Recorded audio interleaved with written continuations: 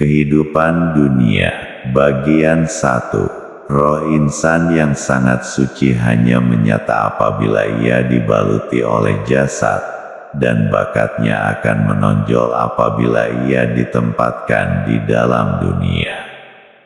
Ketika Adam alaihi salam mendiami surga, bakat kekhalifahannya tidak menyata. Setelah dimasukkan ke dalam dunia barulah nyata Adam alaihi salam sebagai khalifah Tuhan. Keturunan Adam alaihi salam juga menanggung kewajiban kekhalifahan itu di dalam dunia ini juga. Di dalam dunia yang sangat luas ini Adam AS dan keturunannya ditempatkan pada satu tempat yang bernama bumi. Kehidupan di dunia dengan kehidupan di bumi adalah perkara yang sama bagi Adam AS dan keturunannya. Kehidupan dunia ini adalah satu-satunya peluang untuk manusia. Manusia tidak diberi peluang yang kedua kali. Dan barang siapa yang buta di sini, maka di akhirat pun dia buta dan lebih sesatlah jalannya. Ayat 72, Surah Al-Isra. Bukan buta mata di kepala tetapi buta mata pada hati. Jika ketika hidup di dalam dunia tidak menemui jalan kembali kepada Tuhan, sesudah matinya pun tidak menemui jalan. Kesesatan jalan di akhirat lebih menggerunkan daripada buta mata di dunia. Apa juga yang manusia mau usahakan, maka dunia inilah kebunnya. Kehidupan dalam dunia inilah yang menentukan nasib manusia ketika sakratul maut, dalam alam kubur, di padang mahsyar, dihisab, di atas jambatan menyeberangi neraka dan pada kehidupan yang abadi. Perbedaan di antara dunia dan akhirat hanya satu saja, yaitu di akhirat ada peluang untuk melihat Tuhan secara terang-terangan, sementara di dunia melihat Tuhan melalui hijab-hijab. Urusan Islam, iman, tauhid dan makrifat selesai di dalam dunia ini juga. Apa yang diperoleh di dunia ini itulah yang akan dibawa ke akhirat. Tugas menjadikan dunia sebagai kebun akhirat bukanlah mudah. Suasana semula jadi dunia menjadi cobaan pada petani-petani akhirat. Dan tatkala Tuhanmu berfirman kepada malaikat, "Aku hendak menciptakan khalifah pada bumi," mereka berkata, "Adakah engkau mau jadikan padanya makhluk yang akan berbuat bencana padanya dan akan menumpahkan darah? Padahal kami berbakti dengan memuji engkau dan memuliakan engkau." Dia berfirman, "Aku mengetahui apa yang kamu tidak ketahui." Ayat 30, Surah Al-Baqarah. Para malaikat sudah dapat membayangkan kehidupan dunia yang akan dijalani oleh makhluk berbangsa manusia sebelum manusia pertama diciptakan. Sifat kehidupan dunia yang ada dalam pengetahuan malaikat adalah huru-hara dan pertumpahan darah. Dunia adalah ibu, sementara huru-hara dan pertumpahan darah adalah anak-anaknya. Kelahiran huru-hara dan pertumpahan darah adalah sesuatu yang sesuai dengan suasana dunia itu sendiri secara semula jadi. Manusia sebagai khalifah bertugas membersihkan dunia dari huru-hara dan pertumpahan darah itu. Khalifah tidak seharusnya membiarkan dunia terus melahirkan anak-anak jahat dan nakal. Tuhan memperjelaskan lagi keadaan huru-hara penghidupan dunia. Tuhan berfirman, pergilah kamu, Adam dan Hawa. Sebagian dari kamu, manusia, jadi musuh kepada sebagian yang lain. Dan adalah bagi kamu di bumi itu tempat ketetapan dan bekal, hingga satu masa. Mati dan kiamat. Ayat 24, Surah Al-A'raf. Kehidupan dalam dunia membawa manusia bermusuhan sesama sendiri. Dalam dunia yang huru-hara, penuh dengan permusuhan dan pertumpahan darah, itulah manusia menetap sehingga sampai ajal mereka dan sehingga berlaku kiamat. Tuhan mengajar manusia supaya mengambil bekal semasa hidup di dunia. Tuhan mengajar manusia supaya menghargai tempuh singkat yang Tuhan berikan kepada mereka di dunia ini. Dia berfirman, padanya bumi, kamu hidup dan disitulah kamu akan mati dan daripadanya kamu akan dikeluarkan. Ayat 25, Surah Al-A'raf. Tiap-tiap yang bernyawa akan merasakan mati, dan tidak akan disempurnakan balasan kamu melainkan pada hari kiamat. Lantaran itu barang siapa yang dijauhkan dari neraka dan dimasukkan ke dalam surga, maka selamatlah dia, karena penghidupan dunia ini tidak lain melainkan menipu daya. Ayat 185, Surah Ali Imran. Alam dihukumkan dengan kiamat dan setiap yang hidup dihukumkan dengan mati. Manusia hidup dalam dunia, mati dalam dunia dan dibangkitkan dari dunia. Dunia yang dikenali sebagai medan asbab akan melahirkan berbagai-bagai usaha dan tindakan. Sifat dunia tidak mengizinkan usaha dan tindakan melahirkan hasil yang sempurna. Banyak dari pokok yang ditanam tidak sempat berbuah atau buahnya tidak semanis yang diperkirakan. Tuhan memperingatkan bahwa apa juga yang manusia tanam di dunia, buah yang sempurna muncul di akhirat. Buah yang manis, masam atau beracun akan dirasai dengan sempurna setelah berlaku kiamat. Apa yang diperoleh di dalam dunia lebih banyak bersifat bayangan yang menipu daya. Manusia terdiri dari dua jenis anasir, yaitu tubuh lahir dan hati seni. Gabungan anasir lahir yang kasar dengan anasir rohani yang seni membuat manusia bisa berfungsi sebagai cermin yang membalikkan wajah yang memandang kepadanya.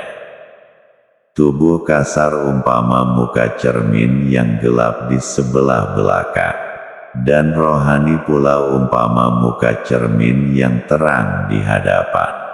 Susunan manusia yang demikian menyebabkan manusia bisa menerima suluhan cahaya ilahi.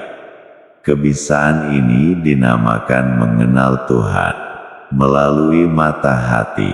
Makhluk yang mempunyai satu jenis badan saja tidak memiliki kebisaan yang demikian.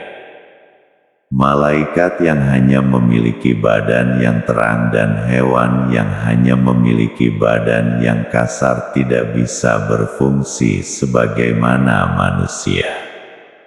Malaikat hanya mengenal Tuhan dalam satu aspek saja, yaitu aspek tanzih. Hewan pula tidak mengenal Tuhan. Hanya manusia yang bisa mengenal Tuhan dalam aspek tanzih dan tasbih, yaitu Tuhan yang tidak serupa dengan sesuatu dan Dia yang memperkenalkan dirinya melalui sifat-sifatnya. Sifat semula jadi manusia yang mampu menerima suluhan cahaya ilahi itu tertutup karena manusia hidup di dalam dunia. Dunia menjadi anasir yang merusakkan gabungan badan yang gelap dengan rohani yang cerah. Dalam dunia ini wujud satu jenis makhluk yang diciptakan dari cahaya api, dinamakan Saitan berbangsa jin.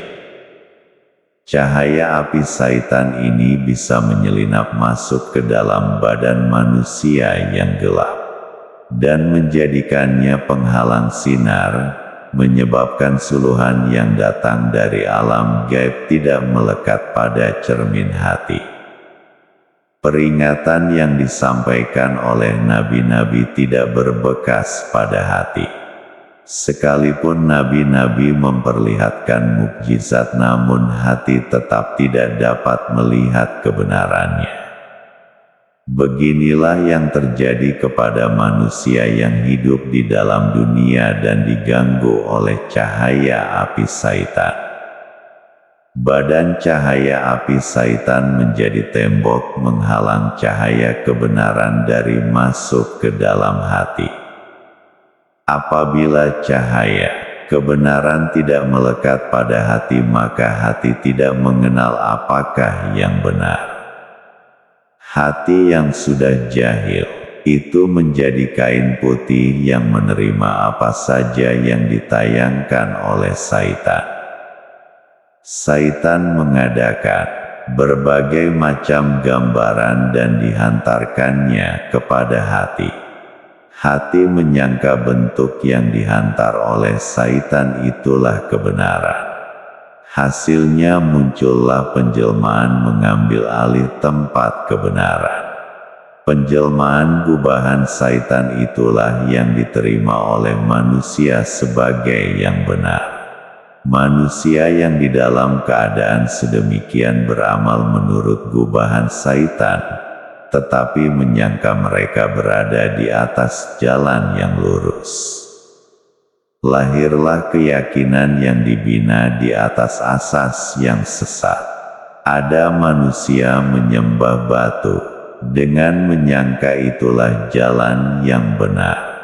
Ada manusia membunuh diri dengan keyakinan mereka mati syahid. Amalan sesat telah menjadi kepercayaan yang suci lantaran mereka diperdayakan oleh Saitan. Dunia yang dihuni oleh Saitan melahirkan berbagai macam tipu daya. Semua bidang kehidupan manusia diresapi oleh tipu daya Saitan.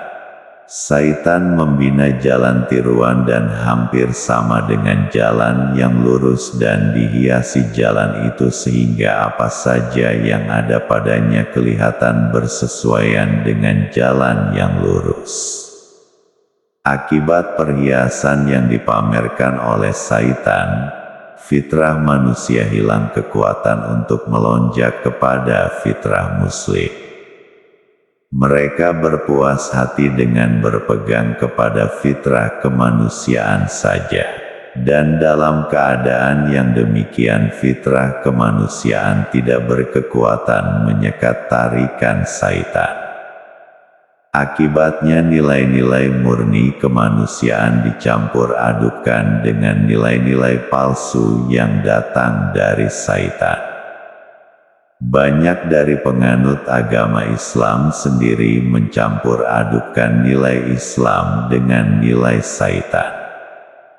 Di sana-sini banyak terjadi orang yang sholat tetapi masih melakukan perbuatan zina dan meminum arak.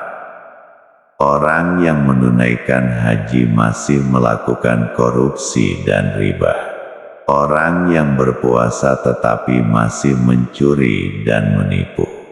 Orang yang mengucapkan 2 kalimat syahadah masih juga pergi ke kubur-kubur untuk meminta nomor togel. Perilaku orang yang mengaku beragama Islam tidak berbeda dengan orang yang ternyata kafir. Semua itu terjadi karena warna syaitan melindungi warna kebenaran. Orang yang telah menerima dan menggunakan pakai warna syaitan itu dinamakan ahli dunia. Dalang yang mengarahkan perjalanan ahli dunia adalah raja syaitan, yaitu iblis. Iblis adalah sumber kejahatan dan syaitan adalah penyebar kejahatan iblis itu. Iblis selalu menyeret manusia supaya menyalahi ubudiyah kepada Tuhan. Iblis memasukkan sifat-sifatnya kepada manusia untuk menyekat atau melenakan mereka menunaikan perintah Tuhan. Sifat iblis adalah kufur atau ingkar kepada kebenaran. Apabila sifat iblis membaluti hati manusia, ia akan bertindak sebagai tenaga yang menghalangi apa juga kebenaran yang mau masuk ke dalam hati. Walaupun akal bisa menerima sesuatu kebenaran itu, namun tenaga yang muncul dari sifat iblis menghalang hujah akal dari diterima oleh hati. Sebab itu orang yang mengenal dan mengakui kebenaran masih juga menolak kebenaran itu dan berbuat yang tidak benar. Orang yang mengakui berbuat zina adalah dosa tetapi masih juga melakukannya. Orang yang mengakui korupsi itu berdosa masih juga berbuat korupsi. Bahkan orang-orang yang membuat undang-undang berdasarkan kebenaran yang diperoleh melalui akalnya, masih juga melanggar undang-undang tersebut. Akal mengakui kewajiban sholat dan anggota melakukan perbuatan sholat, tetapi hati yang dikuasai oleh sifat iblis tidak mampu lari dari kemaksiatan. Syaitan menjadi penghantar yang menghantarkan sifat-sifat iblis kepada manusia. Syaitan masuk ke dalam tubuh manusia melalui perjalanan darah. Darah yang dimasuki oleh syaitan akan menerbitkan rangsangan atau dorongan yang mengajak manusia melakukan kejahatan.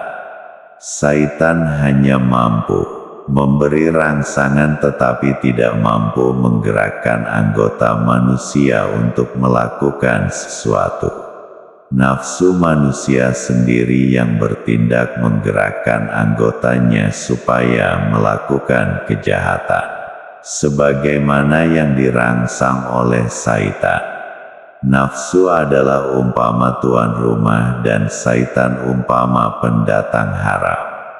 Tuan rumah sendiri yang mengizinkan pendatang haram memasuki rumahnya dan membiarkannya memerintah di dalam rumah itu. Syaitan bertindak sebagai pengajar dan nafsu yang menerima pengajaran syaitan bertindak sebagai pelaku. Nafsu yang jahat, seperti tuan rumah yang jahat, melakukan kejahatan di dalam rumahnya walaupun kejahatan dari luar tidak masuk. Nafsu yang rendah memang cenderung kepada kejahatan walaupun tidak menerima rangsangan syaitan. Rangsangan syaitan ditujukan kepada perkara yang menyalahi ubudiyah, kedurhakaan kepada Tuhan, berbuat syirik dan kufur terhadap kebenaran. Apabila manusia menolak satu rangsangan jahat, syaitan dengan cepat merencanakan kejahatan yang lain. Asal saja kejahatan dilakukan, syaitan sudah merasa senang dan puas.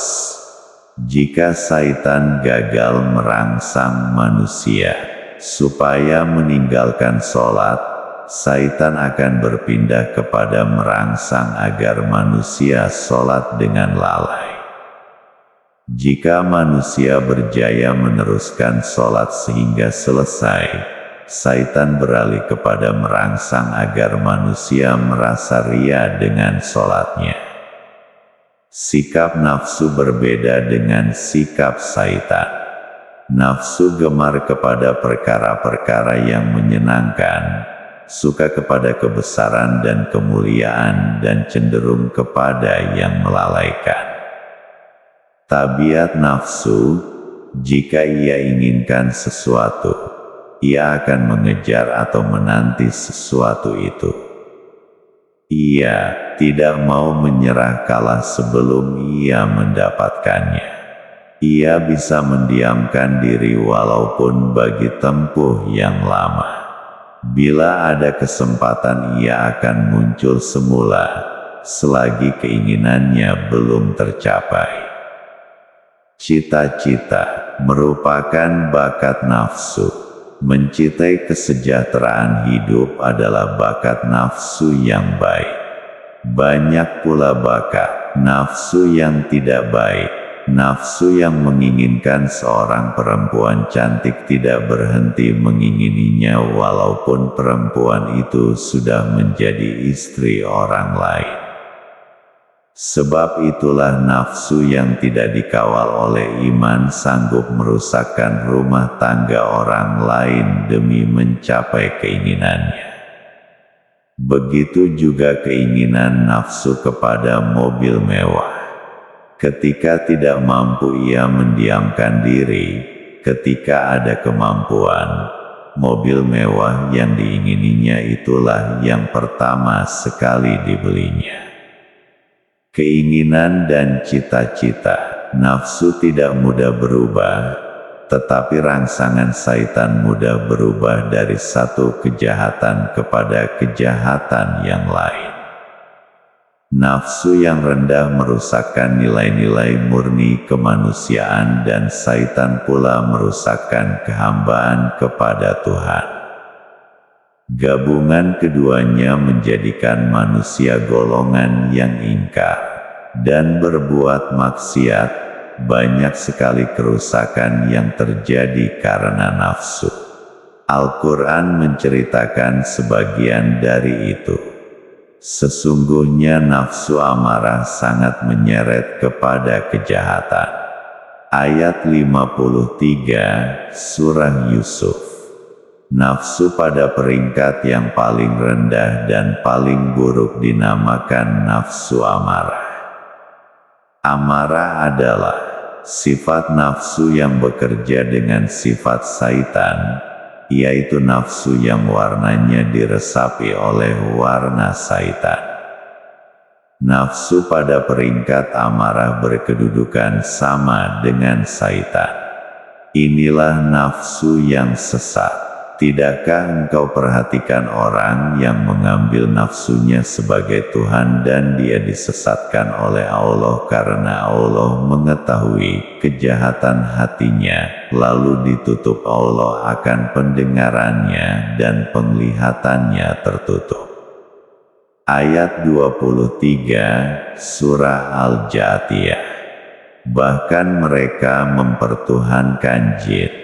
Ayat 41, Surah Sabah. Kesesatan nafsu bisa sampai kepada peringkat mempertuhankan jin. Syaitan adalah bangsa jin. Jin yang berbangsa syaitan inilah yang dipertuhankan oleh nafsu manusia. Bila nafsu lari dari sumbernya, yaitu roh yang suci murni dan ia bersyirikat pula dengan syaitan dari bangsa jin, berlakulah kerusakan pada akidah dan akhlak manusia. Dari segi akidah manusia bisa mempertuhankan nafsunya atau mempertuhankan jin atau mempertuhankan kedua-duanya sekali. Nafsu manusia dengan diri manusia, ego, adalah perkara yang sama. Mempertuhankan nafsu dan mempertuhankan ego diri adalah yang sama. Sang Kiai